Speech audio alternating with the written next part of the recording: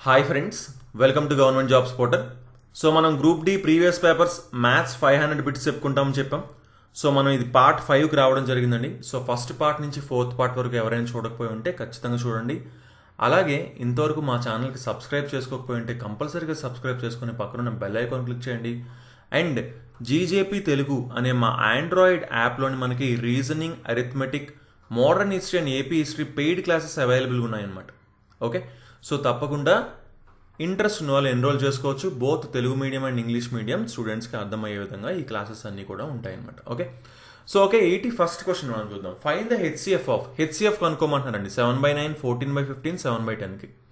ఎప్పుడైతే ఫ్రాక్షన్కి ఒక భిన్నానికి హెచ్సిఎఫ్ కనుక్కోవాలంటే పైనున్న న్యూమరేటర్స్ అన్నిటికీ హెచ్సిఎఫ్ చేయాలి. ఓకే, కిందనున్న డినామినేటర్స్ అన్నిటికీ ఎల్సిఎం చేయాలి. ఓకేనండి. సో పైనున్న న్యూమరేటర్స్కి హెచ్సిఎఫ్ కనుక్కుంటాం. 7, 14, 7 ఏదండి ఎక్కువ పెద్దది? కామన్గా ఏముంది? హైయెస్ట్ కామన్ ఫ్యాక్టరే కదా. 7 కామన్గా ఉంది మూడిట్లోని. ఇంకా అంతకు మించి పెద్దది కామన్గా ఏమీ లేదు. సో 7 హెచ్సిఎఫ్ అవుతుంది. తర్వాత 9కి, 15కి, 10కి ఎల్సిఎం అంటున్నారు. సో ఎల్సిఎం ఇప్పుడు ఏవి కామన్గా ఉన్నాయో చూద్దాం. అవి ముందు బయటికి తీసేస్తాం. ఫర్ ఎగ్జాంపుల్ ఈ రెండిట్లో 5 కామన్గా ఉంది. సో 5ని బయటికి తీసాం. సో ఇక్కడ ఏం మిగిలింది? ఇంకా 3 మిగిలింది, ఇక్కడ 2 మిగిలింది. ఈ రెండిట్లో 3 కామన్గా ఉంది. సో 3ని తీసాం. సో ఇక్కడ ఇంకేం మిగలలేదు, ఇక్కడ 3 మిగిలింది. ఇంకా 3కి 2కి ఇంకేం కామన్గా లేవు. సో ఆ రెండింటిని కూడా మల్టిప్లై చేస్తాం. 3 × 2 6, 6 × 5 30, 30 × 3 90. సో 7/90 ఆన్సర్ అవుతుంది. అంటే ఆప్షన్ 4 ఆన్సర్ అవుతుందని సింపుల్గా చెప్పుకోవచ్చు. రైట్, సింపుల్ అండి. ఏంటి? హెచ్సిఎఫ్ అడిగినప్పుడు ఫ్రాక్షన్స్కి హెచ్సిఎఫ్ అడిగితే పైన న్యూమరేటర్స్కి హెచ్సిఎఫ్ కనుక్కుంటాం, కింద డినామినేటర్స్కి ఎల్సిఎం కనుక్కుంటాం. అదే ఎల్సిఎం కనుక అడుగుంటే పైన న్యూమరేటర్స్కి ఎల్సిఎం కనుక్కుంటాం, కింద డినామినేటర్స్కి హెచ్సిఎఫ్ కనుక్కుంటాం. సింపుల్ అనమాట. Right, so next 82nd question. 48 out of 60 is dash percentage అంటున్నారు. 60కి 48 వస్తే ఎంత పర్సెంటేజ్ అని అడుగుతున్నారు. సింపుల్, 12 4s 12 5s అంటే 5కి 4 వచ్చిందండి. 5కి 4 వచ్చిందంటే ఎంత? 80%. అవునా? సింపుల్గా ఏం చేయాలి? 5 భాగాలకి 4 భాగాలు వచ్చాయంట. సో 5 భాగాలు 100కి 5 భాగాలంటే 20 20 20 20. అందులో ఒక భాగం తగ్గించండి. 4 భాగాలంటే 4 20 80. లేదు అనుకుంటే 48/60 × 100 అని చెప్పి డైరెక్ట్గా వేసినా మనకు వచ్చేస్తుంది. 12 4s 12 5s 5 1s 5 20s 4 × 20 80. Okay, 80% option 3 answer అవుతుంది. Very easy question, right? So ఇక్కడ చూడండి మనకి. ఓకే, క్వశ్చన్ నేను సింపుల్గా చెప్పేస్తాను. ఏంటంటే మొత్తం అంతా కలిపి, ఇది మొత్తం కలిపి 300 lakh crores అంటండి. ఓకే, ఇది మొత్తం కలిపి 300 lakh crores అంట. అలా అయితే ఓన్లీ బ్యాంక్ డి అడుగుతున్నారు. అంటే ఈ డి ఇది మాత్రం ఎంత అని అడుగుతున్నారండి. సింపుల్. ఇది మొత్తం వచ్చేసి 300 lakh crores అయితే ఈ 5% మాత్రం ఎంత? 5% అంటే ఎంతండి? 20th part. అవునా? 20వ భాగం. 300కి 20వ భాగం ఎంత? 15. సో 15 ఆన్సర్ అవుతుంది అనమాట. సింపుల్ క్వశ్చన్, బట్ టెక్స్ట్ అయితే ఎక్కువ ఉంది కానీ క్వశ్చన్లో డెప్త్ అయితే ఏమీ లేదు. చూసుకోండి, లక్షల కోట్లలో అని వాళ్ళు ఇచ్చేశారు. సో 15 లక్షల కోట్లు అనమాట. ఓకే, 5% కనుక్కోమన్నారు. 20వ భాగం 20th పార్ట్ అండి. సో నెక్స్ట్ 84th క్వశ్చన్ మనం చూద్దాం. What is the average of first 5 multiples of 3 అంటున్నాడు. 3 యొక్క మొదటి 5 గుణకాల సగటు ఎంత? జస్ట్ ఒకసారి మామూలుగా చూద్దాం. 3 టేబుల్ ఏమేమి వస్తాయి? ఫస్ట్ 5 multiples ఏంటి? 3 1s are 3, 3 2s are 6, 3 3s are 9, 3 4s are 12, 3 5s are 15. ఇంతే కదా. ఈ 5టికి యావరేజ్ ఎంత, సగటు ఎంత అంటున్నారు. సింపుల్గా చూడండి. ఇక్కడ డిఫరెన్స్ ఎంత ఉంది? 3. ఇక్కడ డిఫరెన్స్ 3, ఇక్కడ డిఫరెన్స్ 3, ఇక్కడ డిఫరెన్స్ 3. అలా సమానమైన డిఫరెన్స్ ఉంటే మధ్యలో ఏదైతే ఉంటుందో అదే సగటు అవుతుంది, యావరేజ్ అవుతుంది. ఓకే, సో 9 ఆన్సర్ అవుతుంది అనమాట. సో యాక్చువల్లీ చూసిన వెంటనే చెప్పేయచ్చు ఏంటి? 3 యొక్క మల్టిపుల్స్, ఫస్ట్ 5 multiples అన్నారు. So 3 1s 3 2s 3 3s 3 4s 3 5s అని అర్థం అవుతుంది కదా. మధ్యలో ఉన్నది ఏంటి? 3 3s 9. సో ఆ 9 యావరేజ్ అవుతుంది అని చెప్పేయచ్చు. Okay, so next 85th question మనం చూద్దాం. క్లియర్గా చూడండి, చూస్తేనే మనకు అర్థమైపోవాలి. దీన్ని సాల్వ్ చేసి కింద కామెంట్స్లో చెప్పండి. ఓకే, ఎందుకంటే చాలా సింపుల్ క్వశ్చన్ కాబట్టి దీన్ని మీరు సాల్వ్ చేసి కింద కామెంట్స్లో చెప్పండి. సో ఒక 20 క్వశ్చన్స్లోని ఒక 2 క్వశ్చన్స్ అయితే మీరు ఖచ్చితంగా కామెంట్స్లో ఆన్సర్ చెప్పవలసి ఉంటుంది.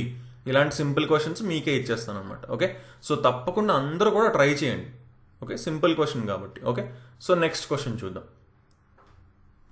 161 ప్లస్ 19 మైనస్ 2 ప్లస్ 1 మైనస్ 3 ఏముందండి, అసలు ఏమీ లేదు. 19 మైనస్ 2 ఎంత? 17. 161 ప్లస్ 17 178 ప్లస్ 1 179 179 మైనస్ 3 176. ఏం లేదండి, క్వశ్చన్లో అయితే అసలు ఏమీ లేదు. రైట్, 87th క్వశ్చన్ చూద్దాం. Right, the least square number that is exactly divisible by 8, 12, 15 and 20. చూడండి, సరిగ్గా 8, 12, 15 మరియు 20లతో భాగించబడే అతి తక్కువ వర్గ సంఖ్య ఏమిటి అంటున్నారు. స్క్వేర్ నెంబర్ అంటున్నారు, లీస్ట్ అంటున్నారు, అతి చిన్నది అంటున్నారు, అతి తక్కువ అంటున్నారు. ఇప్పుడు అసలు క్వశ్చన్ ఏంటి? ఒక స్క్వేర్ నెంబర్ ఉంది, అది 8తో 12తో 15తో 20తో డివిజిబుల్ అవ్వాలంట, భాగించబడాలంట, కానీ అది అతి చిన్నదయ్యి ఉండాలంట. సో సింపుల్గా ఏం చేయొచ్చు అంటే, కామన్గా ఇక్కడ ఉన్న కామన్ ఫ్యాక్టర్స్ ముందు బయటికి తీసేస్తాం. కామన్ ఫ్యాక్టర్స్ని ముందు బయటికి తీసేస్తాం అంటే ఏంటి? యాక్చువల్గా ఏంటంటే ఎల్సిఎం చేయొచ్చండి. ఎల్సిఎం చేసిన తర్వాత వచ్చిన దాన్ని పర్ఫెక్ట్ స్క్వేర్ కింద మార్చాలన్నమాట మనం. ఇప్పుడు సింపుల్గా చెప్పాలి అంటే అర్థం అవడానికి క్లియర్గా చెప్తున్నాను చూడండి. 20. ఓకే, సో కామన్గా ఉన్నవి తీసేద్దాం. 4 కామన్గా ఉంది. Right, 4 2s 4 3s 15 4 5s. 5 కామన్గా ఉంది కదా రెండిట్లో, సో 5 తీస్తున్నాం. 2 3 5 3s 5 1s. 3 కామన్గా ఉంది కదా, 3 తీస్తున్నాం. 3 2 1 1 1. ఓకే, సో ఇప్పుడు బాగా అబ్జర్వ్ చేయండి. బాగా అబ్జర్వ్ చేస్తే ఏంటి? ఎల్సిఎం తీసుకున్నాం. ఎల్సిఎం ఎంత? 4 ఇంటూ 5 ఇంటూ 3 ఇంటూ 2. ఓకే, ఇది ఎల్సిఎం. కానీ మనకేం కావాలి? అది పెర్ఫెక్ట్ స్క్వేర్ అయి ఉండాలి అంటున్నారు. ఓకే, 4 అనేది పెర్ఫెక్ట్ స్క్వేరేనా? Yes, 4 perfect square. సో దీంతో మనకేమీ ప్రాబ్లం లేదు. కానీ 5 ఇంకొక 5 కావాలి కదా, సో ఇంకొక 5 ఖచ్చితంగా కావాలి. ఓకే, అండ్ ఇంకో 3 కావాలా? ఎస్, ఇంకో 3 కావాలి. ఇంకో 2 కావాలా? ఎస్, ఇంకో 2 కావాలి. అవునా? ఎందుకంటే చూసుకోండి, పెర్ఫెక్ట్ స్క్వేర్ అంటే ఏంటి? ఖచ్చితంగా స్క్వేర్ అయి ఉండాలి కదా. స్క్వేర్ అంటే ఇప్పుడు 4కి 4 పెర్ఫెక్ట్ స్క్వేర్, ప్రాబ్లం లేదు దీంతో. కానీ 5 పెర్ఫెక్ట్ స్క్వేర్ కాదు, సో ఇంకొక 5ని మల్టిప్లై చేద్దాం అనుకుంటున్నాం. 3 పెర్ఫెక్ట్ స్క్వేర్ కాదు, ఇంకో 3 ఇస్తున్నాం. 2 పెర్ఫెక్ట్ స్క్వేర్ కాదు, ఇంకో 2 ఇస్తున్నాం. సో ఈ నెంబర్స్ అన్నీ కూడా మనం మల్టిప్లై చేస్తే మనకి ఆన్సర్ అనేది వస్తుంది. సింపుల్ ఏంటి? 5 ఇంటూ 3 15, 15 ఇంటూ 2 30, 30 ఇంటూ 2 60, 60కి స్క్వేర్ 3600. సో ఈ వీటన్నిటిని మల్టిప్లై చేస్తే 3600 వస్తుందండి. ఏం చేశాను? 4 అంటే ఏంటి? 2 ఇంటూ 2 రాసుకోవచ్చు కదా, 2 ఇక్కడ 2. సో దీన్ని మొత్తాన్ని మల్టిప్లై చేస్తే ఇది ఒకటే కదా, దీన్ని స్క్వేర్ చేస్తే సరిపోద్ది. ఇక్కడ 60 వచ్చింది. 60 ఇంటూ 60 3600. ఓకే, చాలా చాలా ఈజీ క్వశ్చన్, బట్ అర్థం అవ్వాలి. ఇది సాల్వ్ చేయాలంటే అర్థం చేసుకోవాలి క్లియర్గా. సో నెక్స్ట్ 88th క్వశ్చన్ మనం చూద్దాం. ఈ క్వశ్చన్ కొంచెం జాగ్రత్తగా వినండి. ఓకే, చాలా మంది కన్ఫ్యూజన్ ఉండొచ్చు, బట్ వీడు క్వశ్చన్ ఏమడుగుతున్నాడో డైరెక్ట్గా నేను చెప్పేస్తాను చూడండి. ఒక అతని దగ్గర 152 మార్బుల్స్ ఉన్నాయంట ఏ దగ్గర. బి దగ్గర వచ్చేసి 171 మార్బుల్స్ ఉన్నాయంట. సి దగ్గర వచ్చేసి 266 మార్బుల్స్ ఉన్నాయంట. పాలరాళ్ళు ఉన్నాయంట. ఓకే, ఇప్పుడు ఏం చెప్తున్నారంటే వాళ్ళు ఈ మార్బుల్స్ని కొన్ని పార్ట్స్ వేద్దామని డిసైడ్ అయ్యారు. కానీ ఆ పార్ట్స్ అన్నీ కూడా ఈక్వల్ నెంబర్లో ఉండాలి అని అనుకుంటున్నారు. ఓకే, అలాగే ఇంకా వీళ్ళు మార్బుల్స్ని మార్చుకోవడం, పాలరాలను మార్చుకోవడం, ఒకరి నుంచి ఒకరు మార్చుకోవడం అనేది ఉండదు అని చెప్తున్నారు. అలా అయితే ఎన్ని పార్ట్స్ చేయొచ్చు అనేది క్వశ్చన్ అండి. అంటే కరెక్ట్గా క్లారిటీగా అర్థం అవ్వాలంటే జస్ట్ ఒక చిన్న నెంబర్స్ తీసుకొని ఫస్ట్ నేను చెప్తాను, అప్పుడు మీకు బాగా అర్థం అవుతుంది. ఎందుకంటే ఈ క్వశ్చన్ చాలామందికి అర్థం అవ్వకపోవచ్చు అనమాట. Okay, so for example ABC దగ్గర ఒకరి దగ్గర 6 మార్బుల్స్, ఇంకో దగ్గర 8, ఇంకో దగ్గర 10 ఉన్నాయి అనుకుందాం. ఓకే, సో ఇప్పుడు ఏమంటున్నాడంటే వీటిని భాగాలు చేయాలంటున్నాడు. అంటే ఇప్పుడు 6ని ఏం చేయొచ్చు, సేమ్ పార్ట్స్ సేమ్ నెంబర్ ఉండేలాగా, అంటే 1 అయితే ఎన్ని చేయొచ్చు, అలా 6 చేయొచ్చు. 2 అయితే ఎన్ని చేయొచ్చు, 3 చేయొచ్చు. 3 అయితే ఎన్ని చేయొచ్చు, 2 చేయొచ్చు. ఓకే, అలాగే ఇప్పుడు 8 తీసుకున్నాం అనుకోండి, 1 అయితే అలాగే ఎన్ని చేయొచ్చు, 8 చేయొచ్చు. 2 అయితే ఎన్ని చేయొచ్చు, 4 చేయొచ్చు. 3 అయితే అవ్వవు, 4 అయితే 2 అవుతాయి. ఓకే, అలాగే 10 అయితే 1 అయితే 10 చేయొచ్చు. 2 అయితే 5 చేయొచ్చు. 3 అవ్వవు, 4 అవ్వవు, 5 అయితే 2 అవుతాయి. కానీ ఇక్కడ ఏం చెప్పారు క్లియర్గా, ఈ మూడింటికి కూడా సేమ్ నెంబర్ ఉండాలన్నాడు. సేమ్ నెంబర్ ఆఫ్ మార్బుల్స్ ఉండాలి ఒక్కొక్క పార్ట్లో. అంటే దీన్ని 1 చేస్తే దీన్ని కూడా 1 చేయాలి, దీన్ని కూడా 1 చేయాలి. దీన్ని 2 చేస్తే దీన్ని కూడా 2 చేయాలి, దీన్ని కూడా 2 చేయాలి. కానీ ఇక్కడ ఏం చెప్పాడు మళ్ళీ, minimum possible number of parts అన్నాడు. Minimum possible number of parts. Okay, కనీస భాగాలు, మినిమం అని అడుగుతున్నాడు. మినిమం అని అడుగుతున్నాడు అంటే ఈ మూడిట్లో ఎంత పెద్దదైతే కామన్గా ఉందో, అంటే ఇక్కడ ఈ కేసులో చూసుకుంటే ఏంటి, 2 కామన్గా ఉంది. ఇంకా అంతకు మించి అంతకంటే పెద్దదేమైనా కామన్గా ఉందా, లేదు. అంతకంటే పెద్దదేమీ కామన్గా లేదు. ఓకే, సో 1 తీసుకుంటే చాలా ఎక్కువైపోతాయి పార్ట్స్, అవునా. బట్ ఇక్కడ ఏమంటాడు, minimum possible number of parts అంటున్నాడు. కాబట్టి తక్కువ పార్ట్స్ కావాలి అంటే ఎక్కువ భాగాల కింద వాటిని డివైడ్ చేయాలి, అవునా. సో అందుకని ఈ మూడిట్లోని కామన్గా ఉన్నది మ్యాక్సిమం ఎంత అంటే 2 అనమాట. అది ఎలా వచ్చింది, దాన్ని సింపుల్గా చెప్పాలంటే 6కి 8కి 10కి హెచ్సిఎఫ్ అని కూడా మనం చెప్పొచ్చు. ఈ మూడిటికి హెచ్సిఎఫ్ఏ ఈ 2. అంటే మూడిట్లోని కామన్గా ఉండాలి అని క్లియర్గా చెప్పారు. ఎందుకంటే ఈక్వల్ నెంబర్ ఆఫ్ పార్ట్స్ చేయాలి కాబట్టి. సో చిన్న నెంబర్స్ తీసుకొని అందుకని ఎక్స్ప్లెయిన్ చేశాను, ఎందుకంటే కన్ఫ్యూజ్ అవుతారు కాబట్టి. ఇప్పుడు 152కి 171కి 266కి హెచ్సిఎఫ్ ఎంతో మనం దాన్ని తీసుకోవాలి. ఇప్పుడు చూడండి, 152ని ఏమని రాసుకోవచ్చు, 2 ఇంటూ 76 రాయొచ్చు. 76ని 2 ఇంటూ 38 రాయొచ్చు. 38ని 2 ఇంటూ 19 రాయొచ్చు. సో 152ని 2 ఇంటూ 2 ఇంటూ 2 ఇంటూ 19 రాస్తున్నాం. 171ని 7 ప్లస్ 2 9, అంటే 9తో డివిజిబుల్ అవుతుంది. సో 9తో రాయండి. 9 ఇంటూ ఎంత, 9 1s 9, 9 9s 81, 9 ఇంటూ 19 రాసుకోవచ్చు. ఓకే, 266 ఉంది. 2 కామన్ తీసాం. 2 కామన్ తీస్తే ఏముంది, 133 ఉంది. ఓకే, బాగా అబ్జర్వ్ చేయండి, ఇందులో 19 ఉంది, ఇందులో 19 ఉంది. సో ఇందులో కూడా 19 ఉండడానికి ఛాన్స్ ఉంది. సో 19 టేబుల్లో 133, 19 7s 7 9 63 సరిపోయింది. సో 19 7s ఆ 133ని రాసుకున్నాం. సో ఇప్పుడు హెచ్సిఎఫ్ ఏంటి, హైయెస్ట్ కామన్ ఫ్యాక్టర్. 19 కామన్గా ఉంది, ఇక్కడ 19 కామన్ ఉంది, ఇక్కడ 19 కామన్గా ఉంది. ఓకే, సో అంటే ఒక్కొక్క పార్ట్ ఎంత ఉండాలి, 19 ఉండాలి అని అర్థమైంది. సో 19 ఎన్ని ఉన్నాయి ఇందులో, 2 ఇంటూ 2 ఇంటూ 2 8 ఉన్నాయి. 152లో 19 ఎన్ని ఉన్నాయి అంటే 2 ఇంటూ 2 ఇంటూ 2 8 ఉన్నాయి.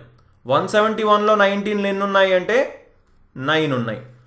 266లో 19 ఎన్ని ఉన్నాయి అంటే 2 ఇంటూ 7 14 ఉన్నాయి. సో మొత్తం ఎన్ని భాగాలు అయ్యాయి, 8 plus 9 17 plus 14 31. So minimum number of భాగాలు, minimum possible number of parts that can be made అంటే 31 ఆన్సర్ అవుతుంది అనమాట. ఎందుకంటే ఇది 8 పార్ట్స్ అవుతుంది, ఇది 9 పార్ట్స్ అవుతుంది, ఇది 14 పార్ట్స్ అవుతుంది. ఓకే, క్వశ్చన్ చూసుకోండి, కొంచెం కన్ఫ్యూజింగ్ ఉంటుంది, బట్ క్లియర్గా అర్థం చేసుకోవడానికి ట్రై చేయండి, right. So next 89th question మనం చూద్దాం. ఏం లేదండి, సింపుల్. ఏమంటున్నాడంటే యాంగిల్ PQT ఇది ఎంత అంటే ఇది x డిగ్రీస్ అంటున్నాడు. ఓకే, యాంగిల్ TUR వచ్చేసి ఇది వచ్చేసి x ప్లస్ 25 డిగ్రీస్ అంటున్నాడు. అలాగే యాంగిల్ RQT వచ్చేసి ఇది ఎంత అంటున్నాడు, x మైనస్ 50 డిగ్రీస్ అంటున్నాడు. సింపుల్ క్వశ్చన్ ఏంటి, చూసినట్టు అర్థమైపోవాలి. ఇప్పుడు ఈ రెండింటినీ కలిపితే ఫైనల్గా ఏం అడుగుతున్నాడు మనల్ని, యాంగిల్ URS అడుగుతున్నాడు, ఈ యాంగిల్ అడుగుతున్నాడు. ఓకేనా, ఈ యాంగిల్ అడుగుతున్నాడు. సింపుల్ చేద్దాం. ఫస్ట్ అయితే ఏం చేయాలి, మనం ఎక్స్ వాల్యూ ఎంతో కనుక్కోవాలి. ఎలా కనుక్కోవచ్చు, ఇది మొత్తం కలిపితే ఎంత రావాలి, 180 డిగ్రీస్ రావాలి. సో ఈ ఎక్స్, ఈ బయటనున్న ఎక్స్ ప్లస్ ఎక్స్ మైనస్ 50 చేస్తే 180 డిగ్రీస్ రావాలి. సో 50 అటుపక్క వెళ్తే ఏమవుతుంది, 80 ప్లస్ 50 230 డిగ్రీస్. ఇదెంత 2x అంతేనా.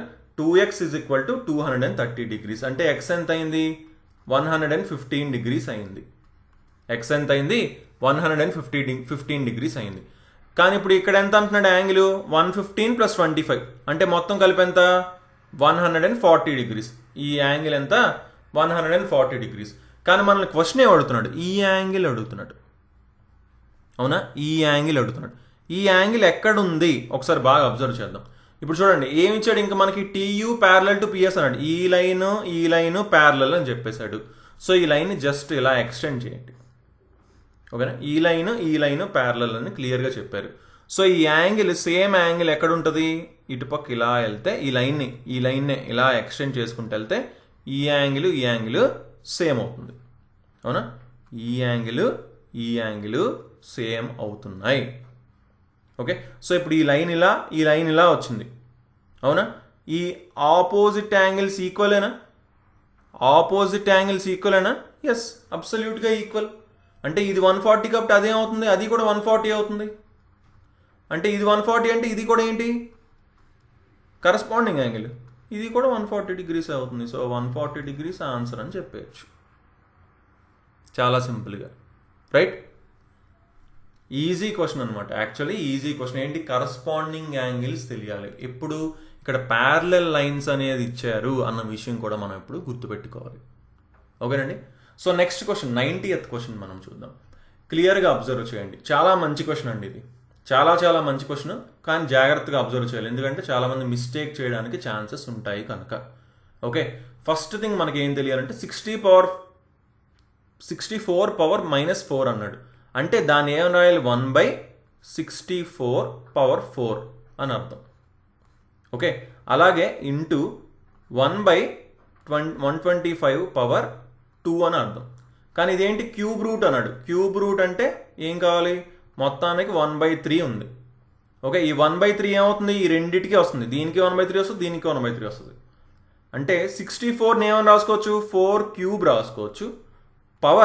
పవర్లో ఇక్కడ 4 ఉంది, కానీ అక్కడ 1/3 ఉంది కదా, అంటే /3 ఉంది, ఓకే?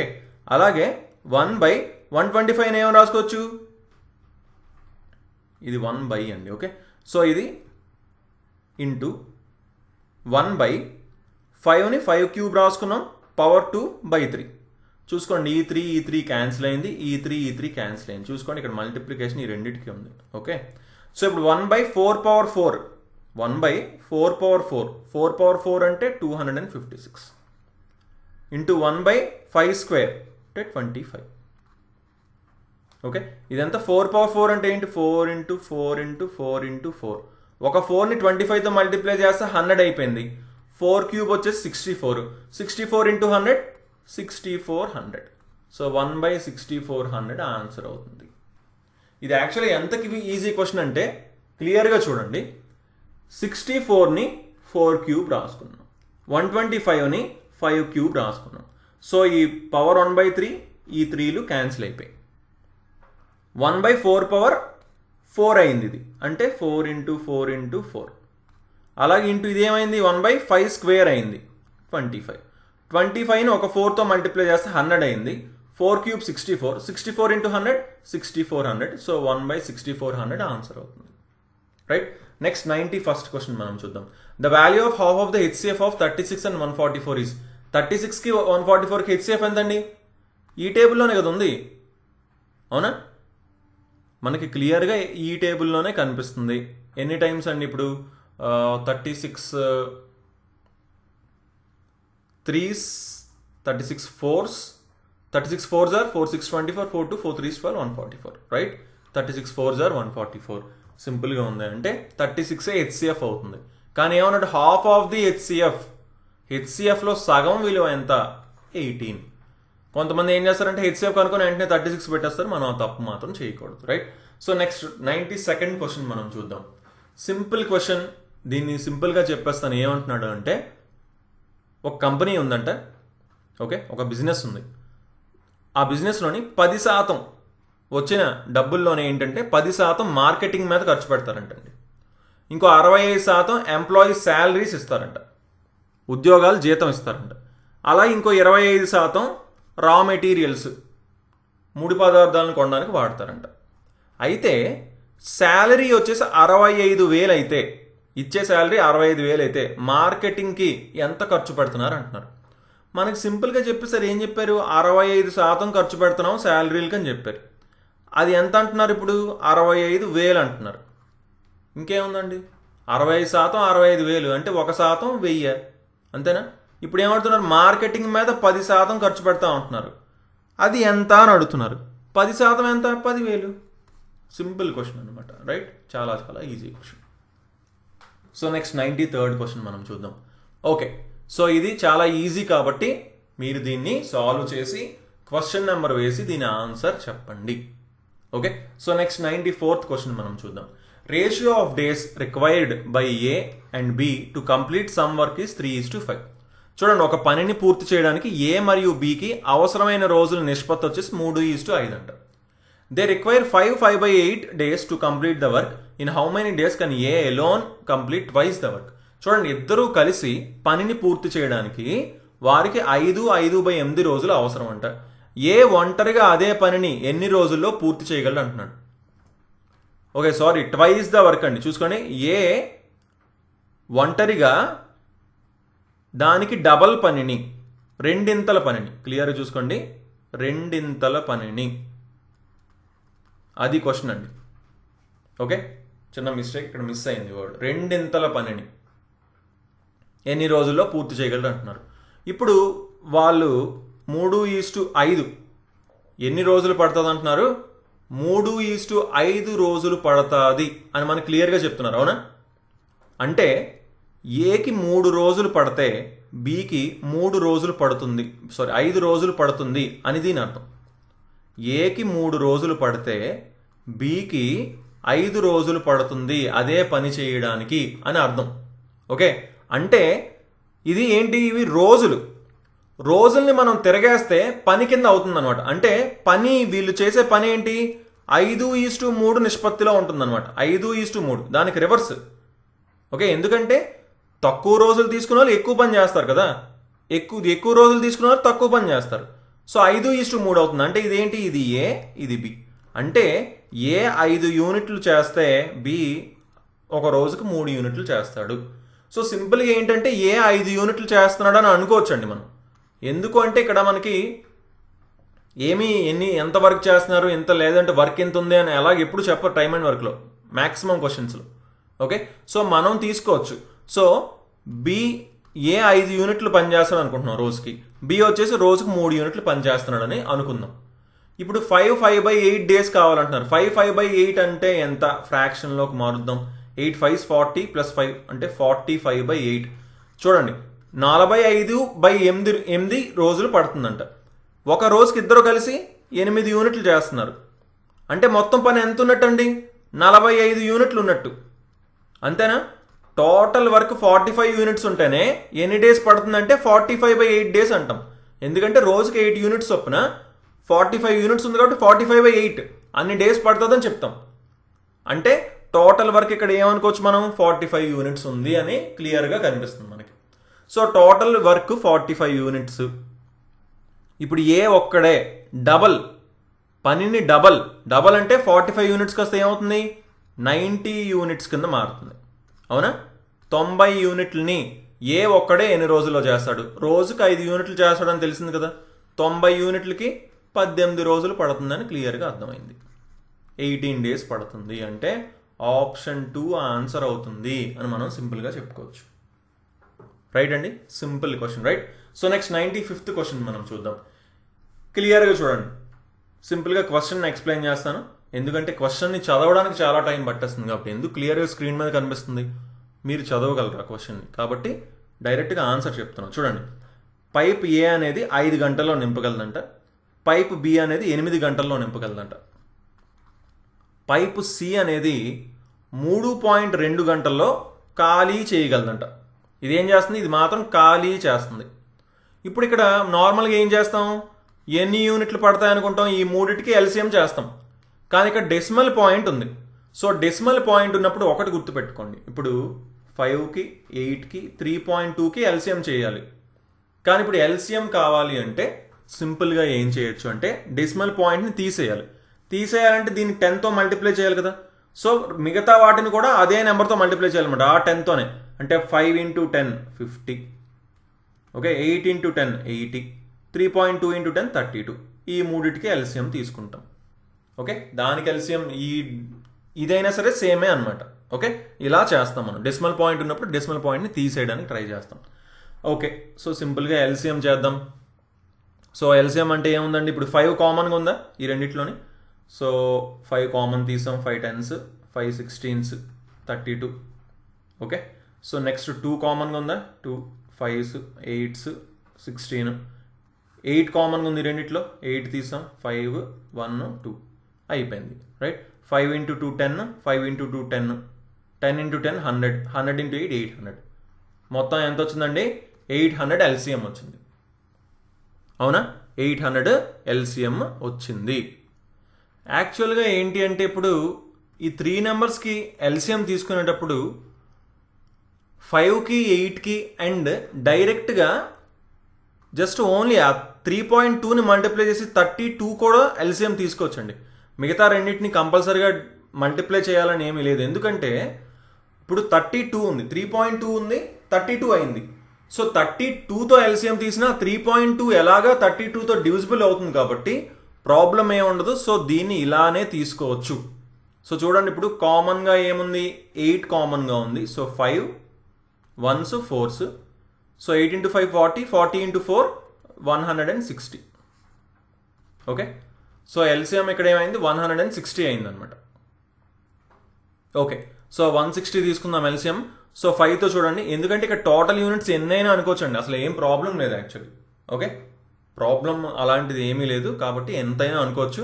సో 160 అని అనుకుందాం. సో ఎంత అవుతుంది, 5 3s 15, 5 2s 10, అంటే 35 రోజుకి 35 యూనిట్స్ చేస్తున్నారు ఏ. బి వచ్చేసి రోజుకి 20 యూనిట్స్ చేస్తున్నారు.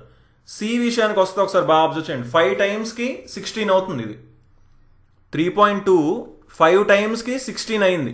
ఇంకొక 10 టైమ్స్ అంటే ఇది 50 అవుతుంది. ఓకే, సో 35 + 20 ఏబి కలిసి 55 యూనిట్స్ చేస్తుంటే సి వచ్చేసి 50 యూనిట్స్ మైనస్ చేస్తున్నాడు. అంటే రోజుకి 5 యూనిట్స్ మాత్రమే నిండుతుంది. చొప్పున ఎంత, సారీ రోజుకి కాదు గంటకండి. ఓకే, గంటకి 1 అవర్కి అంటున్నాడు. ఓకే, సో 1 అవర్కి 5 యూనిట్స్ మాత్రమే నిండుతుంది. 160 యూనిట్స్ నిండడానికి ఎంత కావాలి, 5 2s 10, 5 3s 15, ఓకే, 5 2s 10, 32 గంటలు కావాలండి. 32 అవర్స్ కావాలి మొత్తం. 32 అవర్స్, రైట్, 32 అవర్స్ కావాలి. సారీ అండి, ఇక్కడ చిన్న మిస్టేక్ జరిగిపోయింది. ఏంటి, ఏ 5 అవర్స్లో కంప్లీట్ చేస్తున్నాడు 116 అంటే 5 టేబుల్లో చూడండి, 5 3s 15, 5 2s 10 అండి, 32 అండి ఇది. ఓకే, 32 + 20 52 అయింది.